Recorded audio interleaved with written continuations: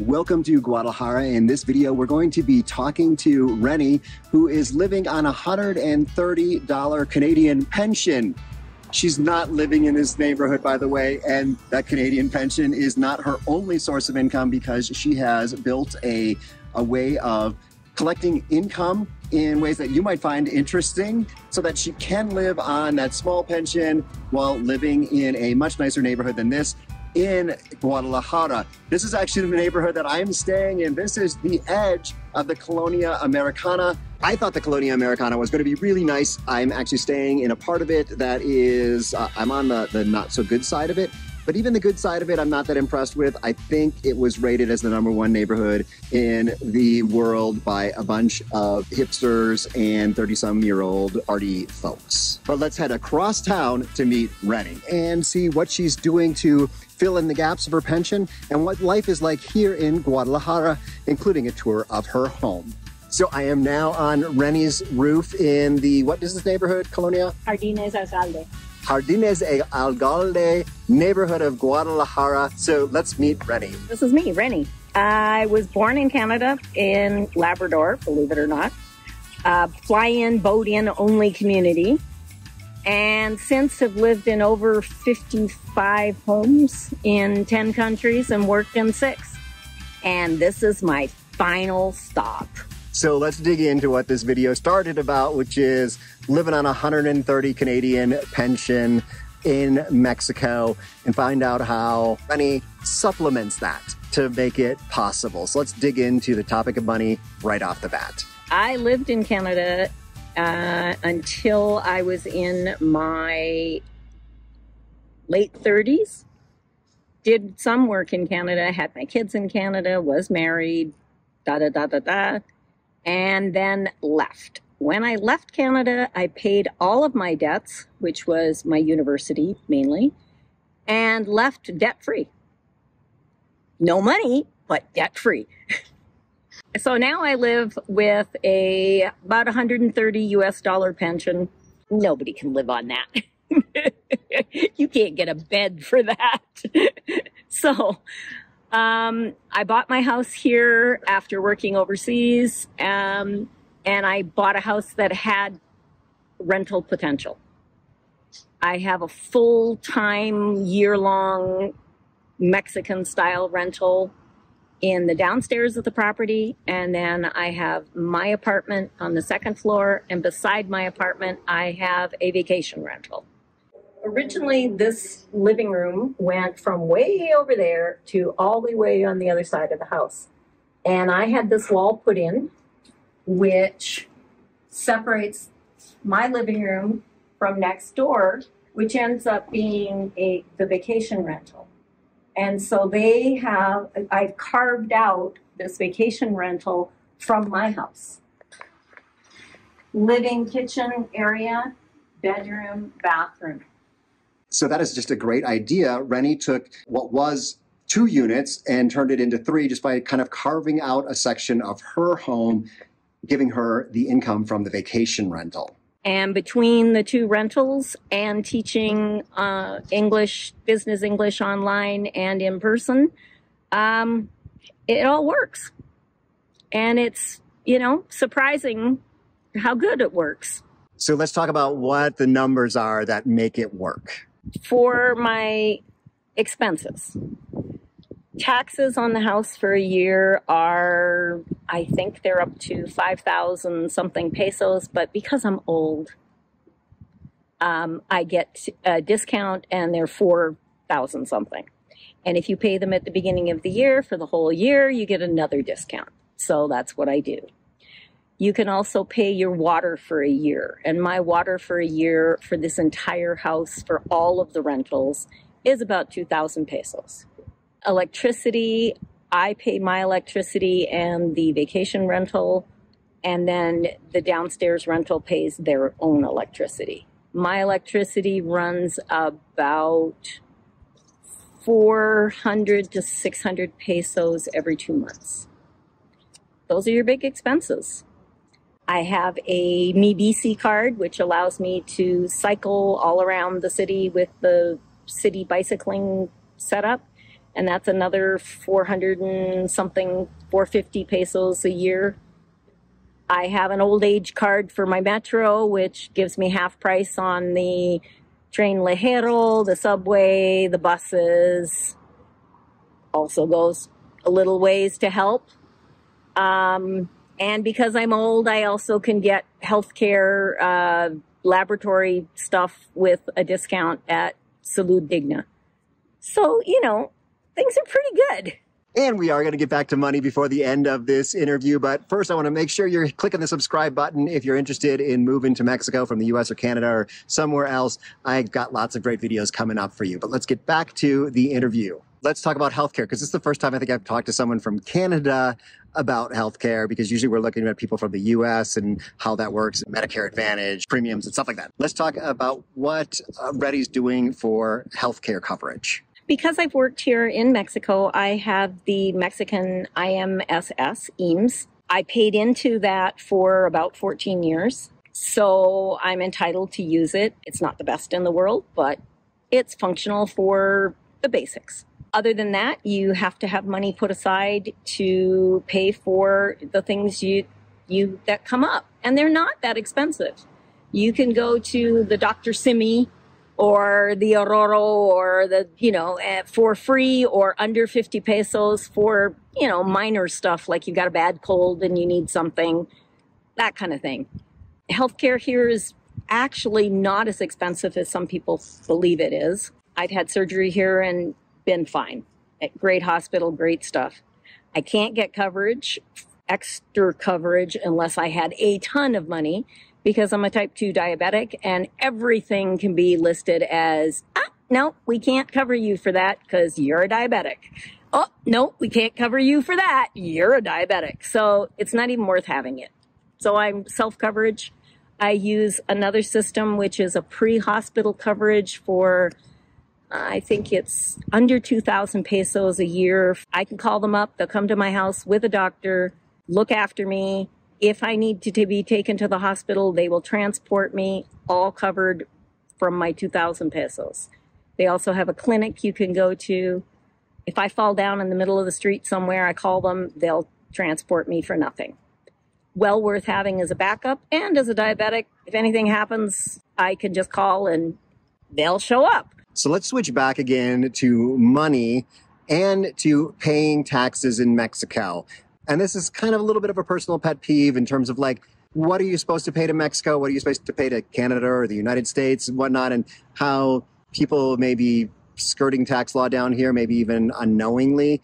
Because Renny has clear income in Mexico, I want to hear what her take on that is and how paying taxes works down here. Oh, taxes. They are so fun. In Mexico, as a business person, you have to pay your taxes monthly. That means you have to send your receipts monthly and make sure that you've done your invoices and gotten that all straight. I have an accountant. I am not going to do that. Every time I try it myself, there's one button I've missed. It's not that complicated, but you really need to know what you're doing. So I have an accountant that helps me out and it works fine. The tax thing is really weird. I pay taxes on the rental. I don't pay taxes on my teaching because English classes are not taxable for whatever reason. And my taxes work out to be about 260 pesos a month, which is next to nothing. Really. I'm super glad to hear Renny's making money in Mexico and paying taxes in Mexico. And it's quite clear that that needs to happen. What's less clear is when you're a part-time resident or a full-time resident, things like that. I do think it's important for those of us moving to Mexico to pay taxes. Clearly, we're paying property taxes, we're paying sales tax, but if we owe income tax, we should be paying it too. We are living in this country and using the services of this country. So many people up in the United States are angry about people from other countries coming and being in the country illegal. I could go on a whole rant about this, but this is just my plea for making sure that as foreigners in Mexico, we're doing the right thing for paying our taxes here. But let's switch over to how much Spanish Renny speaks. Oh, Spanish. I left Canada with virtually no Spanish. And I arrived in my first country, which was Paraguay in South America. And there wasn't people that spoke English. You learned, point and shoot. I want that. What is it? And over the years, I picked up Spanish along the way. My accent changes depending on what country I was in. But now in Mexico, I am not proficient. I probably will never be proficient. I have a good vocabulary. I understand most of what I hear, but actually saying it back always is the issue. Not being able to put the sentences together, not being able to connect all those verbs in the right way. Yeah, it's probably a little brutal, but most Mexicans are so appreciative that I am trying, I am using what I know, even when it comes out kind of ass backwards. They're really good. And if you listen carefully, most Mexicans will repeat what you said, but they will repeat it correctly. So if you listen, when you've butchered it, they'll repeat it to you, but in the proper way, and you learn. I'm always going to make mistakes, but you learn. So I think Renny understands a lot of Spanish, more so than me, because actually, so as we were sitting here, there was one of the trucks going by that was advertising. First, it was like tamales, and then there was one advertising anything made of plastic. De muy buena calidad, a las puertas de su casa, a precios de rebaja. And she did a really good job of understanding through that loudspeaker what they were saying. And that's one of the things that starts to be really tough for me, is I might understand it if it was spoken clearly to me, but when it comes through a loudspeaker, things can be really hard to understand. Also, there are not as many expats in Guadalajara as I expected.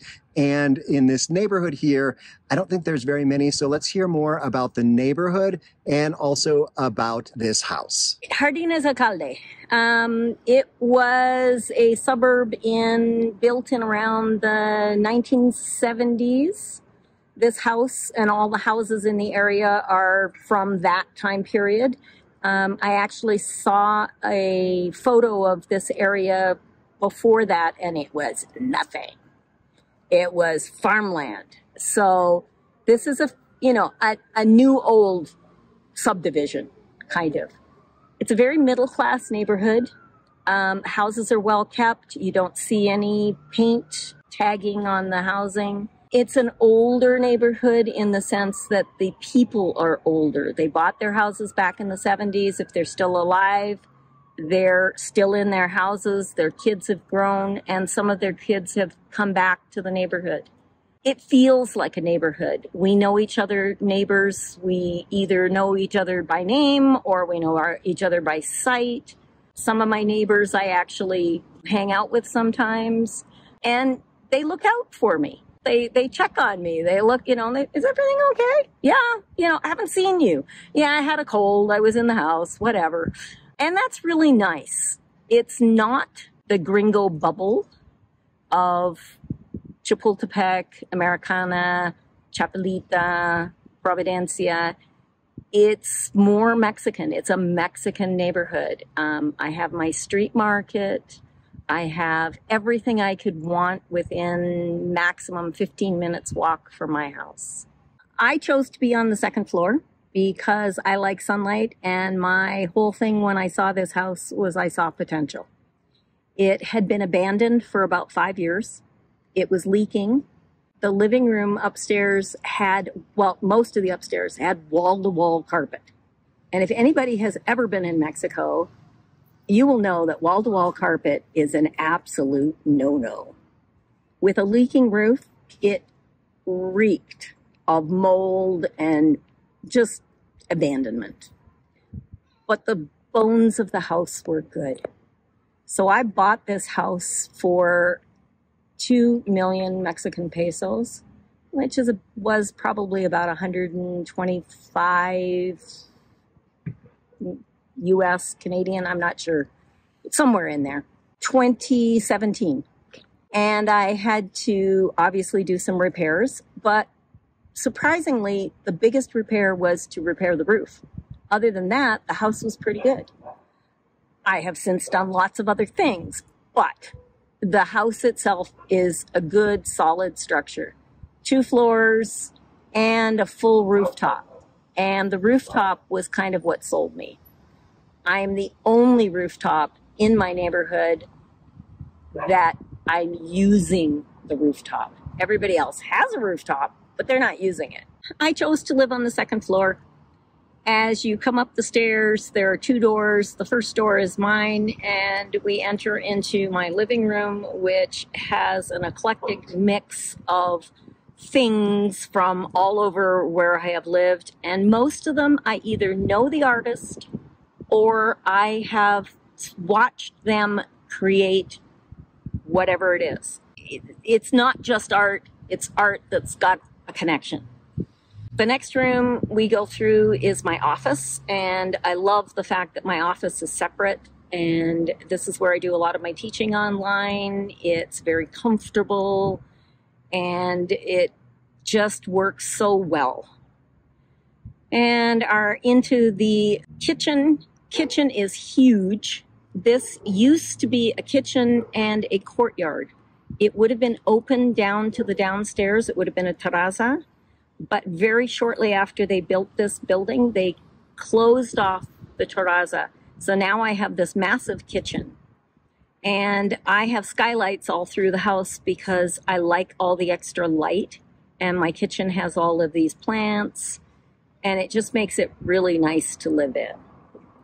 The original bathroom had a really funky tile tub, which we had to take out just because it was, nothing worked. Anyway, so now it's an all nice new modern bathroom with a seating area, and I have a second bathroom with seating area and 2 bedrooms. So each bedroom has its own bathroom. Then the piece de resistance is the roof. The roof is my saving grace. The roof saved me through COVID. It was a place we could meet and in safety. You know, the air is flowing. Nobody had to wear masks. We could have a dinner party up here and feel like we were normal. And it has evolved. It started with nothing, and it now has got 2 different coverings. It has different seating areas, tons of plants. A lot of my herbs are here that I use for cooking. The tea that we're drinking today is made from cedron, which is lemon verbena. Lots of stuff on my roof. The tea is very good, and I'm sure I'm jealous because there is rain here in La Paz. It'd be very hard to have this many pots because you'd be having to water them maybe even twice a day to keep them alive. So different parts of Mexico, different climates. Right here, it rains and everything is very green. So a caveat to the caveat, it is rainy season right now and everything is lush and beautiful, but in dry season, which lasts from October through to June, the month of May, I'm up here watering every day. It is blistering hot up here, and many of the plants don't make it. But the seeds are ready. The minute it starts raining in June, seeds are in the ground and things start to grow. Yes, that is a good reminder to me that wherever you go, it's not exactly the same if you're there at a different point in time. And also, the hottest months of the year are different months when you go across different parts of the country. So it's not that everyone is super hot in July. Some places are super hot in September. Some places are super hot in May. So definitely do your research and realize when you're going there in either the best weather or the worst to visit. At the beginning of COVID, when none of us knew what was going on and what was happening, and there was a lot of scaremongering because everybody didn't know, this entire house was empty except for me. And they were talking about more break-ins and this and that. And so I contacted a couple of adoption agencies for dogs. And 2 of the places I contacted, I said I'd foster because I hadn't had a dog in a long time. And I said, okay, I'll foster. And the one says, we don't foster. Well, I thought, whoa, people were giving up animals because they didn't have money to pay for them. So I kind of just let that drop. And about 2.5 weeks later, this woman who saw that I had tried contacted me and said, we have a dog that desperately needs a foster. Would you be interested? And I said, well, okay, he's a little bit bigger than I thought, and I had broken my leg the year before. I'm not sure. He's kind of big. But I said, sure, as long as I can give him back if it doesn't work out. Enter my world this guy that they called Dumbo. He was skinny and had these massive ears. When they found Buddy, he had distemper, and 50% of distemper dogs die. And out of the 50% that are left, 50% of them end up with epilepsy so bad that they have to be put down. He survived. The vet didn't think he was going to make it. He made it through everything. The only thing you notice is he has a tick in his head and his tongue. It makes him kind of goofy. He's always got his little tongue stuck out. And he's a little softer and a little less energetic than most dogs because he's constantly ticking, which is constantly using his energy. He was with me for about 12 hours before he became my dog. He was such a gentleman. He was so patient. When I went downstairs, he waited for me, so he didn't push by me. He was just a gentleman. So his name got changed immediately to Senor Buddy, because he's a caballero, a real gentleman. And he's been my COVID buddy ever since. And he is just a doll. So I need to wrap this up because I am heading back across town to Colonia Americana, which was rated the #1 neighborhood in the country. I might do a video about this because it is totally not true. So if that video is actually, if I make that video, if I'm willing to go there, you'll find it up here. Otherwise, there'll be other interviews from my trip here to the Guadalajara area. I look forward to seeing you in another video. Hasta luego. What are you doing? You got your feet crossed, your tongue sticking out, your little tail wagging. Oh.